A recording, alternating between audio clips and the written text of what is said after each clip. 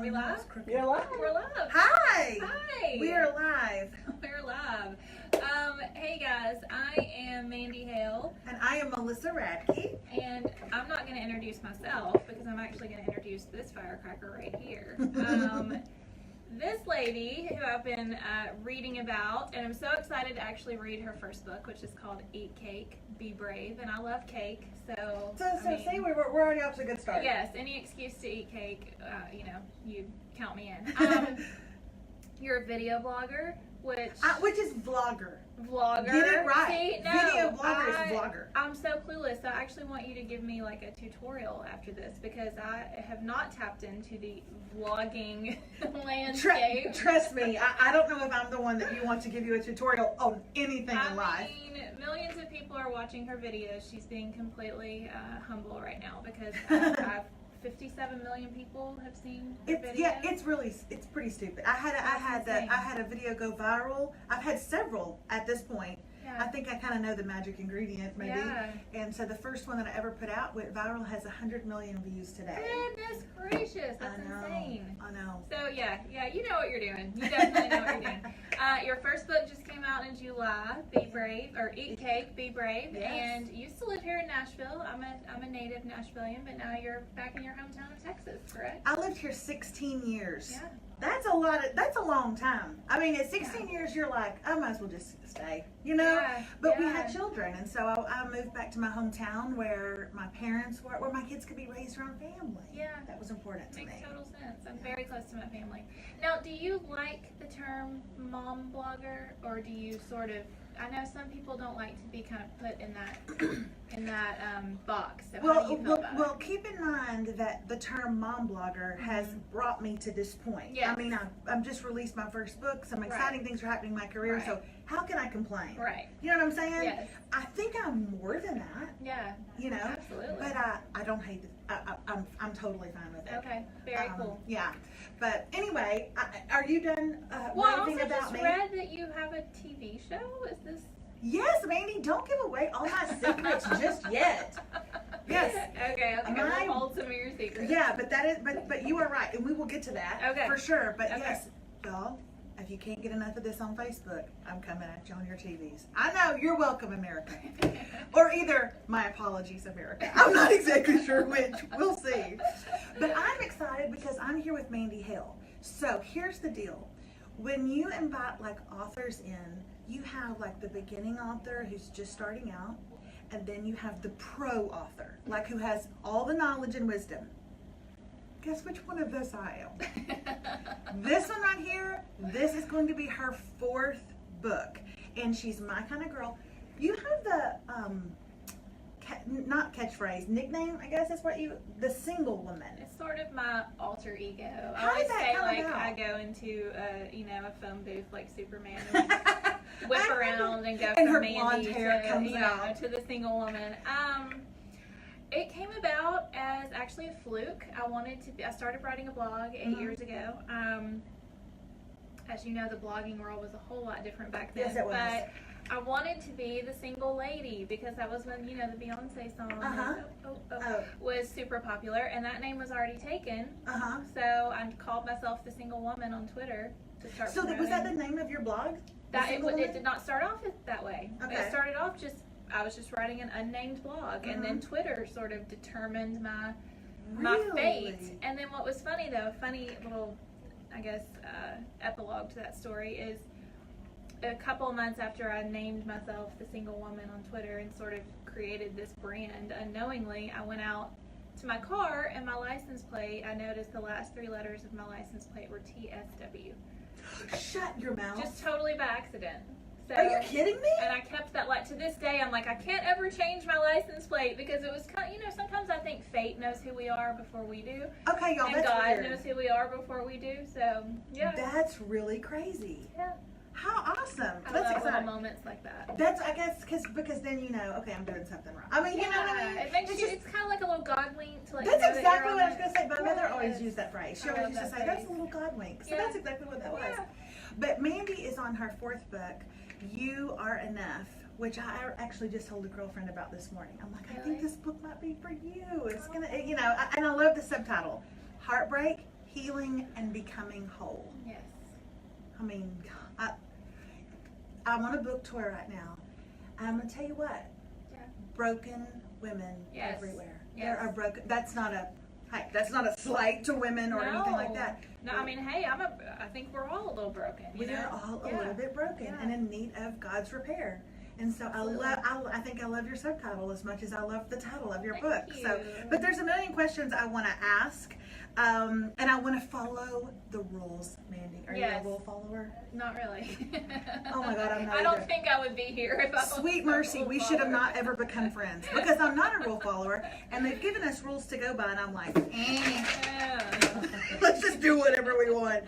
Okay, and I know you have questions for me too, but let's start with why you wrote You Are Enough. This is your fourth book. It is my fourth book. And you could have written about a million other things. Right. Why this? And I've kind of been on this trajectory of writing mainly about single life over the years, but I feel like the older I get, yes, I am gazing down the barrel of the big 4-0 in a few months.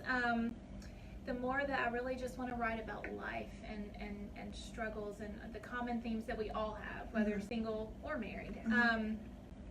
So this book in particular was inspired by a very challenging season that I went through. It was a very dark time in my life. I had several really crushing sort of life blows come at me one by one by one. Do you talk about them in there? I do, yeah. And it caused me to really fall into a place of very dark, sort of depressed. I've always kind of struggled with anxiety.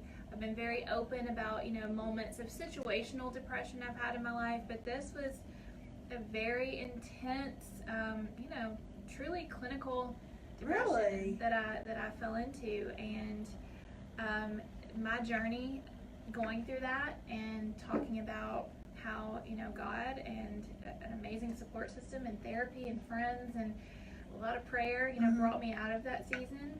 And I really just feel like right now, more than any other time, and honestly in our history, I feel like depression is so at the forefront of everybody's minds. You're having all these heartbreaking celebrity suicides, and I think people are really still a little bit afraid to talk about it, and there's still that stigma attached to it, particularly among Christian audiences. I think a lot of times we feel like we're supposed to just be able to pray away which I have to say, I'm kind of glad it's being brought to the forefront. Yes. I'm glad that we are talking about this subject. Yes. I'm glad you're writing about it. Yes. I mean, how dare we continue to think that it does not exist? Exactly. It does. It's real. So I know that must have been a very vulnerable thing for you to have to write about. Yeah, it was.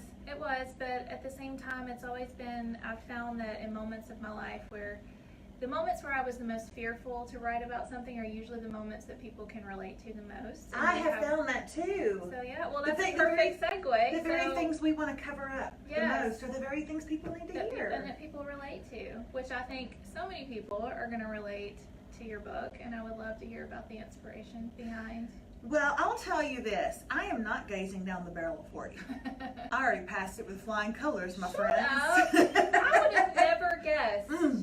Way past it. Okay, well, later on you're going to give me advice for dealing with 40, but right now let's talk about eat cake. I mean, I definitely plan to eat cake for, to deal with turning 40, so. When you turn 40, now I don't know about you, Mandy, but my 40th was a blast. Yeah? Okay? What'd you do? Okay, so here's Are we allowed to say? Yes, we are allowed to say. Because there's nothing indiscriminate about it. My friends, my closest friends from my family, from my church, they flash mobbed me for my birthday. No. They flash mobbed a birthday party. That's amazing. My husband took me to a restaurant that I like. It's a little side of the road crawfish shack. It's a hole in the wall that's wonderful. Yeah. And they were just about to close for the night. And I'm like, David, it's closing. And they're about to turn the lights off and everything. And right as we were sitting outside to eat, our scene changed a little bit. Oh, no. Yeah, I'm flipping them on their ears already. We're about to eat, and they're turning all the lights off in the restaurant. I'm like, oh my God, you brought me here late. Yeah. All my friends pull up outside honking. All the lights come back on. You want me to sit a little closer to her? Would that help? Yes, that's perfect. Mandy and I are getting Yeah, we're gonna get a little closer. intimate. All right. They start putting out red and white check tablecloths, setting out mason jars, putting flowers in them. A DJ sets up in the corner. They flash mobbed a birthday party for my 40th. It was That's amazing. amazing. That's amazing. Fast forward 1 year to when I turned 41, Mm-hmm. and I got 2 shout outs on Facebook. I mean, like 40 is a party. 41, you might as well bury yourself in the backyard. Like nobody remembers your 41st. So it all kind of started to hit at 41. Yeah, so at 41, I had made dinner for my family. My parents came over unexpectedly. They didn't even remember it was my birthday. I had bought myself a cookie cake at the mall from a 17-year-old kid who had YOLO on his name tag. I used to work at the cookie store at the mall, by the way. You're my hero. They had misspelt my name on my birthday cake. It said, "Happy birthday, Melissa." How do you misspell Melissa? I don't know. He had YOLO on his name tag.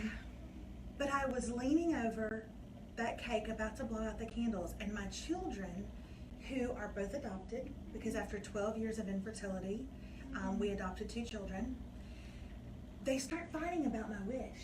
One of them is saying, "Make a wish, Mama," and the other one's saying, "Tell us what it is." And then the other one goes, "She can't tell us what a wish is, then it won't come true. She can do anything she wants. She's our mom." And I think about how my children are putting so much stock into wishes, and we don't do that as adults. Yeah. And really the point for me that I decided, well, I didn't decide to write a book, trust me, that came out of nowhere. Yeah. But this moment though, that's described in the book, is when I sucked in my breath. And I believe that every time we suck in our breath, every time we release it, we get a chance to start over. See, we just think we're just So we're just blowing out air. Right. No, we're blowing out possibilities.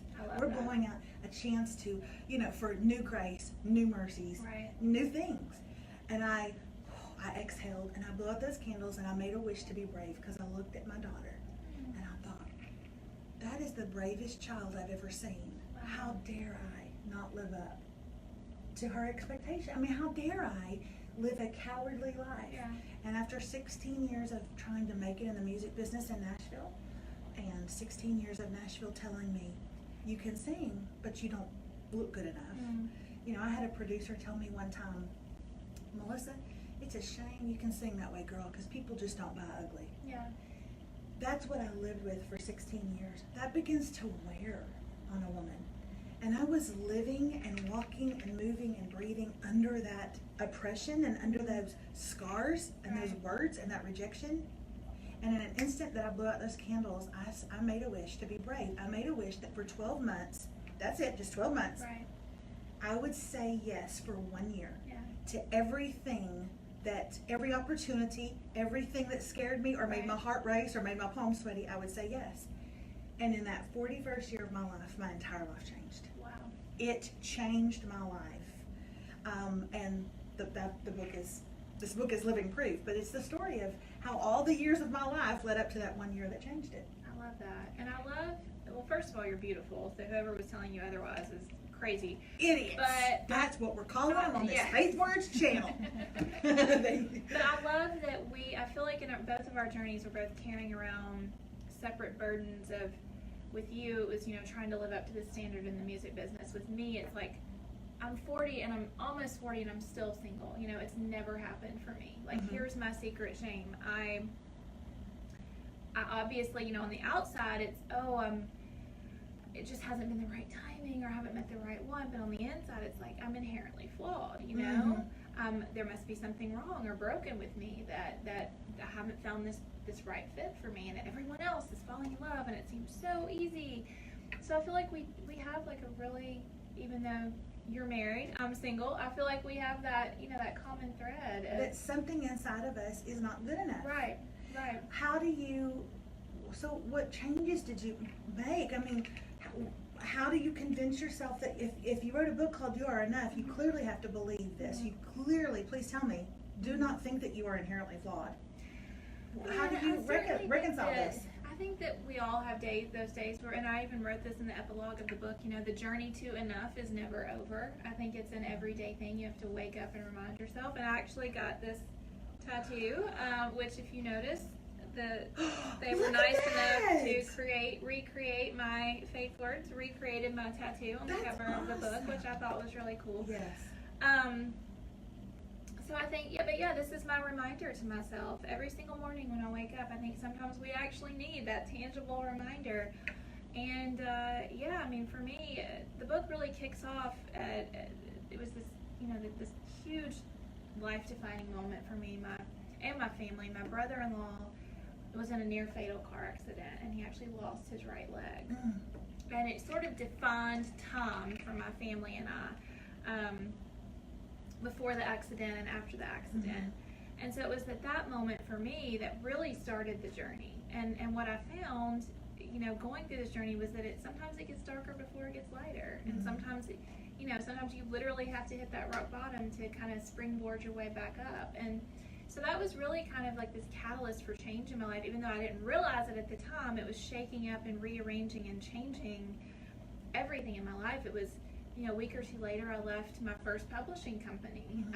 Had been with them since the beginning and branched out on my own and had no idea what I was going to do. It's a very scary thing to be a full-time writer without a publisher. Yes, it is. And so I kind of went through this season of career uncertainty and uncertainty about myself and uncertainty about my romantic And you're just like, can we just deal with one at a time, please? Right. But not all. Not the perfect always storm. All hits at one time. Right. I'm sure you have found as well. But so your catalyst was that moment where you blew out the candles on the cake, and it was for me. And I always tell people, I say, I hadn't read any book about being brave. I hadn't recently seen a cat poster, inspirational cat poster, like hanging there. Right. I don't know why brave. That's why I think that there are God moments. I think that it was the Holy Spirit, to be perfectly honest, that just said, hey, for 12 months, you and I, let's just be brave. So what was the craziest, bravest thing you did that year? Okay. When I moved back to my hometown and I had decided I would never sing again, I'm not going to get on stage, I'm not going to be in front of people. Apparently I'm just painful to look at. No. I don't believe that at all now. Yeah. I'm a hot item. But anyway. You are. You really, truly are.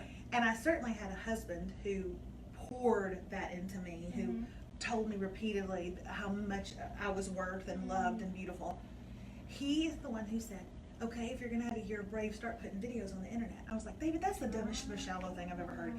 He said, Melissa, you have a personality that people enjoy. They like you. Put stuff out there and let's just see if moms and women connect. Right. The third video I ever put out was called Red Ribbon Week. And today it has 100 million views of me ranting about this week at school where my kids have to dress up every single day. And I'm like, I'm tired and I'm broke. But that was one of the first things that I did. And another thing I did was I made a video sitting in my living room late one night when all my family was asleep about this year of saying yes, this year of yes, this year of living brave. And I cried in the video. I was very vulnerable. That video, 2 million views today. I traveled all the way to a literary agent's computer in New York City who saw it, contacted us and said, I think that's a book. Isn't that amazing? So by being brave in those videos, I'm sitting here today. I mean, I traveled all over the United States and spoke. Where? On a stage. Yeah. For who? For people who line up afterwards to hug me and tell me, thank you. I felt like I shouldn't be seen either, but I'm coming out now, Yeah. But here's the really cool thing. As we were sitting here and you were talking, this is why you and I were paired up. Nobody knows this. Probably FaithWords does not even know this. But there's a section there's a chapter in my book called All Inked Up and No Place to Go. And the best way I could describe years of rejection was that I had tattooed myself with these words. That was the analogy that I used. I was told my whole life, I was too big, too loud, too much. And so I felt that I had imprinted too big, too loud, too much. I went through years of infertility, so infertile. We actually had a son who passed away, so grief was tattooed on me, loss was tattooed on me.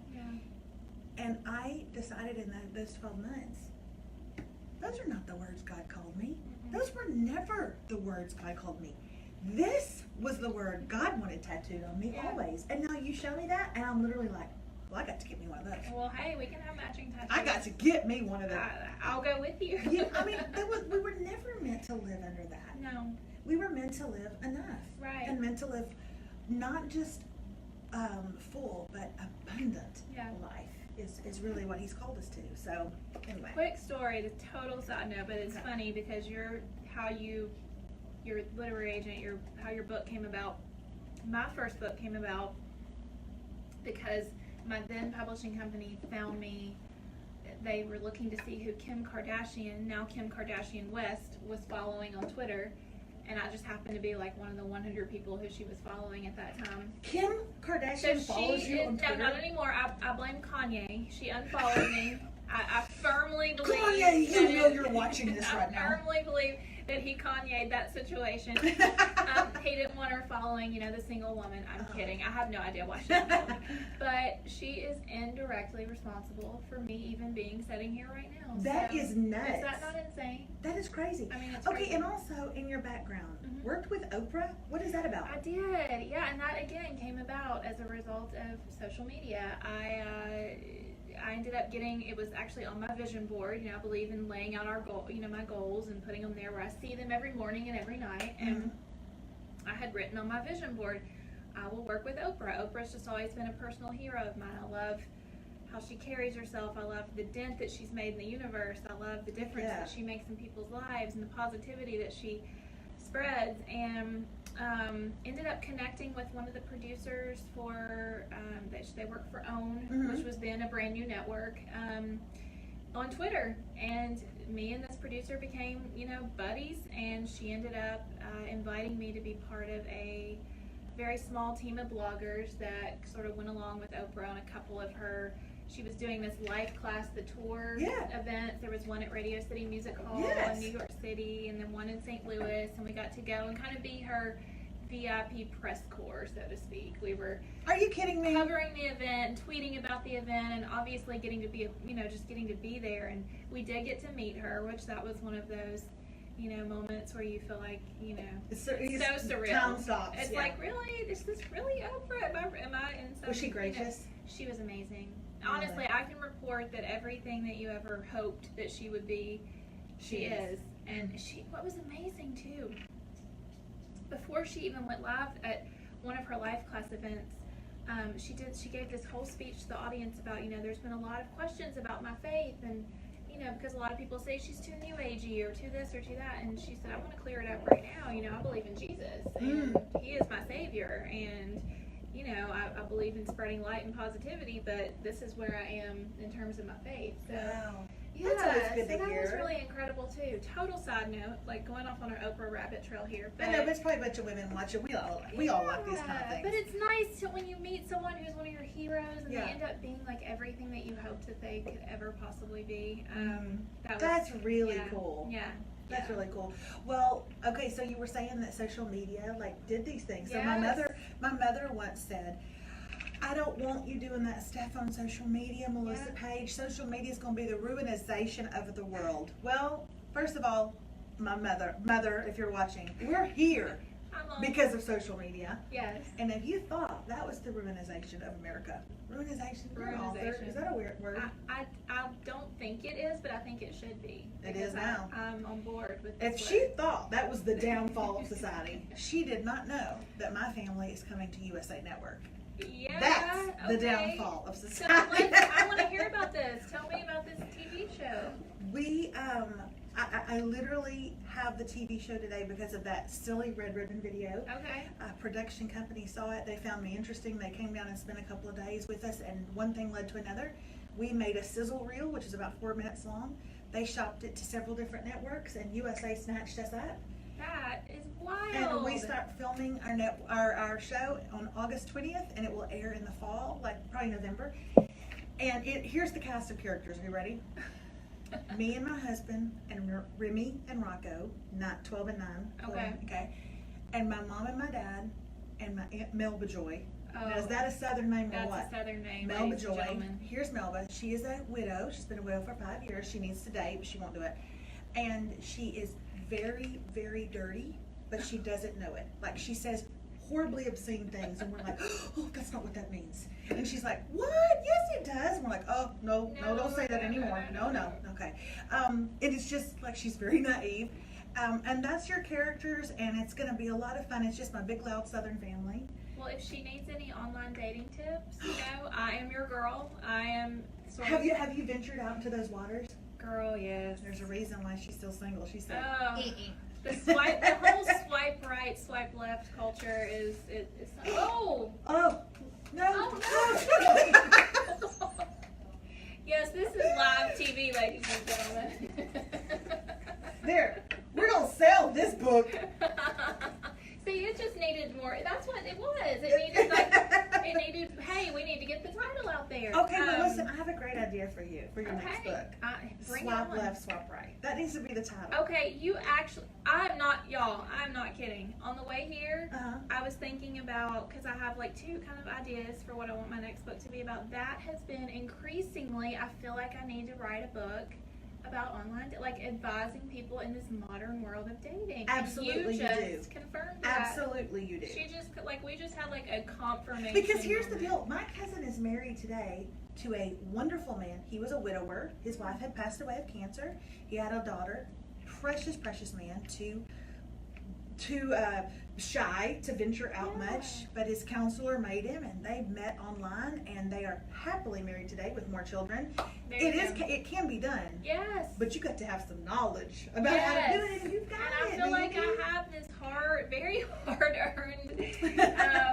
I was just actually tweeting about this morning about a text I had sent to a guy who, you can kind of tell when they're starting to kind of disappear and pull the Houdini vanishing act. Mm-hmm. So I'm just kind of like, what, I'm just going to nip it in the bud, just let him know, I sense that you're drifting, so go forth and prosper in your life. And how was it? Did he write back? He was so nice. We had this great exchange, and he ends up, well, I'm kind of bummed that we're not be talking anymore. And I'm like, well, I'd be bummed too if I just let me slip right through. That's exactly right. But yeah, so it's definitely, I can give Miss Melba all sorts of advice.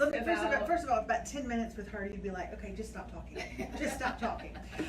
Have we talked like way too long? You all have done perfectly. You can wrap up, and we're going to eat cupcakes. Oh, okay. We're going to eat cupcakes. We are going to literally eat cake, guys. Right, and we're going to be brave about it. We're going to be brave about it. Okay, but I just had 2 root canals yesterday, so I'm definitely going to be brave. She's going to suck hers to a straw. We're going to blend them up in a blender. Okay, but I want to close by saying that this book can be ordered online or wherever you buy books. So please go get your book for Eat Cake, Be Brave, and I always say buy one for a friend. Yes, and write a review, guys. Reviews are so important. That's a big deal. That's a big deal. Reviews are huge. Come on, but only if it's nice. Okay, right, yeah, don't wait. If you're going to leave a mean review, just go leave it somewhere else. Go leave it for You Are Enough. No. And I thought we bonded. But they're going to be on your reviews. They're going to be like, your book was great, but I hated Eat Cake, Be Brave. My book doesn't come out until October 23rd. Okay. It comes out 1 month before my 40th birthday. But you can pre-order it now. So you can go to, I think it's Amazon. Oh yeah, I'm trying to remember the link. But anyway, if you just Google it, Amazon, Books A Million, Barnes & Noble, pretty much anywhere. Give her a great 40th birthday present by pre-ordering this book, y'all. Yes, let's do it. And order Eat Cake, Be Brave. Okay, but one last question before we go. Who is your dream man, celebrity man? Oh gosh. Come on. As a single woman, you get away with talking. As a single woman, you get away with saying it. Oh, why am I drawing a blank right now? I'm drawing a complete blank. Are you a Chris Pratt guy? Are you a Chris Pratt girl? I do like Chris. Oh, you know who I really have a crush on? This says so much about me. The guy on The Walking Dead. Who? Daryl Dixon. He's the bad boy. I never saw that coming. I never saw that coming. Yes. He doesn't even look like he's in a zombie apocalypse. He probably hadn't bathed. He probably hasn't bathed in a really long time. But he looks really good doing it. Maybe you should meet my Aunt Melba.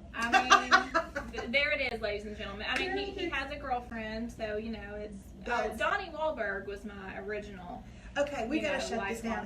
We have to shut it down. If you go New Kids on the Block on me, I'm gonna be here for a long time. Are you a New Kids on the Block fan? I can't even talk about it. That's a whole love them different. So yes. Yeah, That's a whole different conversation on another day. That's a whole different book series, my Yes, friends. but order our books. That's right. Thank y'all so much. Bye, guys.